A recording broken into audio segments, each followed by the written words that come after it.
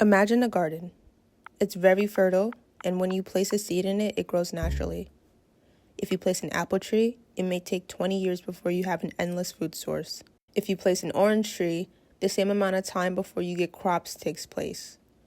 Now, the only way you can let the garden grow is by watering it frequently and making sure that the deer and the bugs don't tear it down before you get into it. What about the garden filled with crops unattended to?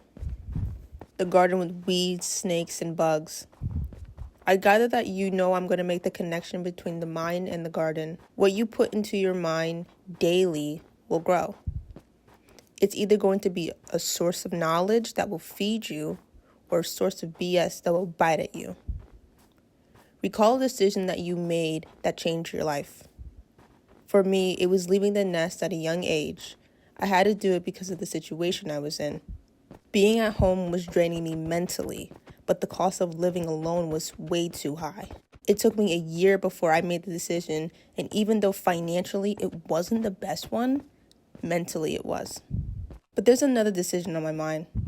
This one is continuing my education and going to grad school. I have my dream location in mind, but everyone isn't really for it. This is making it harder for me to even decide if I ultimately want it. I want to go to Miami. Growing up, I didn't really get that high school party experience or even college, and maybe that's okay. I honestly think it was for the best. I do think that before I turn 30, though, which is closer to a decade away, I want to experience that type of life. But there's this common sense voice in my head. It has fear and doubt, and it's telling me to be practical and think realistically. I hate that voice.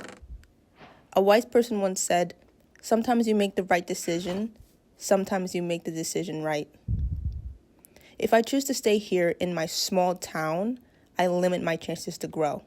It's a failure automatically. If I go out there, there's a chance it doesn't work out. There's a chance I don't make it out the way I wanted to, the way I intended it to go. But if I do go and it does work out, wouldn't that have been the best risk? There's a 50% chance I go and fail. There's a 100% chance I stay and do. Imagine my life 3 to 4 years from now when I'm in an office job thinking about how I could have been in Miami, seeing my friends take trips and having FOMO. Making life-changing decisions is hard. There's no right answer. Many people will tell you to play it safe, don't be too risky. Now, they're not going to really say that right to your face, but they'll tell you that with the advice that they give you. If you read between the lines, you will see how they're trying to tell you why trying hard is scary. I think making decisions is based on the trust you have with yourself. If you make decisions based on external validation, you lose yourself. You're just someone's expectation, a puppet, a doormat. Confidence with your decisions comes from executing them without validation. It comes from making a plan and sticking with it, or gaining wisdom because you quote-unquote made the wrong choice. Even if you do make the wrong choice, the worst thing someone can do is let that choice define them. If you can't make a decision right now, even though you keep thinking about this person, place, or thing that you want, you probably have an issue with how this thing will define you. Let's take an example. When you're 16 to 18 years old, roughly, you're sat down in the guidance counselor office and told that you have to pick a degree choice for the next 4 years. If you had a bad counselor, they'll probably limit your dream or push a dream onto you that's not yours. No matter if the guidance is good or bad, making a decision that will shape you for the rest of your life is typically a hard choice to make when you're not even old enough to vote. Let's just say you major in English because you quite literally have no clue what to choose. 3 years later, you learn that you like engineering more. You also learn that you really don't have enough stamina to completely change your degree or money. You learn that you made the wrong choice. What do you do? Many people take college gap years for this specific fear. I know I did. I didn't know what I wanted to do, so I went to community college for a year, dropped out, and then re-enrolled when I figured it out.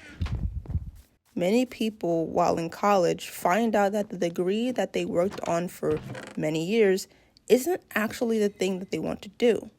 They don't know if they should quit. And while this is a personal choice, the real drama comes from letting the past affect your future. By letting your past, quote-unquote, mistake determine your present, you define the years that you worked on your degree as bad. You don't allow yourself to grow, and you just hurt yourself. Let's use another example. What about that ex that you saw the red flags in? Why do you let their actions and decisions affect you, define you? Making decisions doesn't come from calculating the probability of success. It doesn't come from your mom or dad's opinion about the world.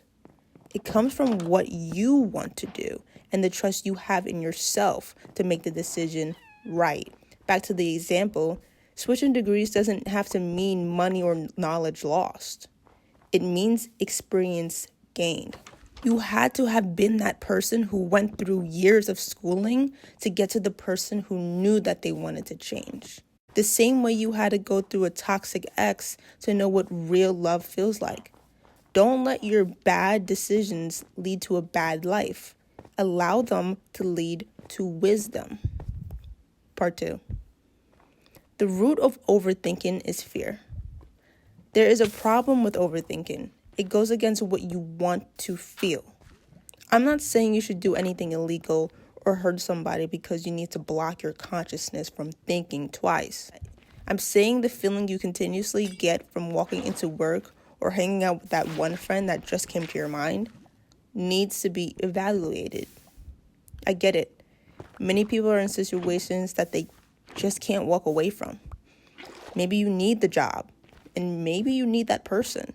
But ignoring your feelings isn't wisdom. It's lying. Watching this video might get you inspired. It might lead you to make a decision that has been on your mind. You might text that girl you like or quit your job tomorrow. I'm not here to have you do things out of motivation, though. I'm here as a reminder of what you already know deep down. Decisions don't have to be made right now. They don't have to be made based on impulse or for the plot. They can be drawn out, given time, space, and detachment from the outcome. A calm mind is a powerful one. But if you overthink, you'll come to the conclusion that you can't find enough reasons not to do the thing you really want to do. My decision to move out to the most obnoxious place in Florida can only be made through the decisions I make today. Do I spend all of my money on short-term fulfillment and go broke? Or do I have the budget that allows me to spend when I get there? Do I spend too much time on the internet or with friends who don't have the same future plans as me? Or do I lock in Monday through Friday in order to get better grades, allowing me to be accepted to school? Do I doubt my abilities to do well on the admissions test? Or do I study at least 20 minutes each day? A lot of things are out of my control, but the one thing I can control is my decisions to act towards the desired outcomes. I also can't be upset if these things don't work out for me. At the end of the day, the lesson is learned, and I walk out a better person, a person who knows that I will work for a better life, even if I don't get the things that I want.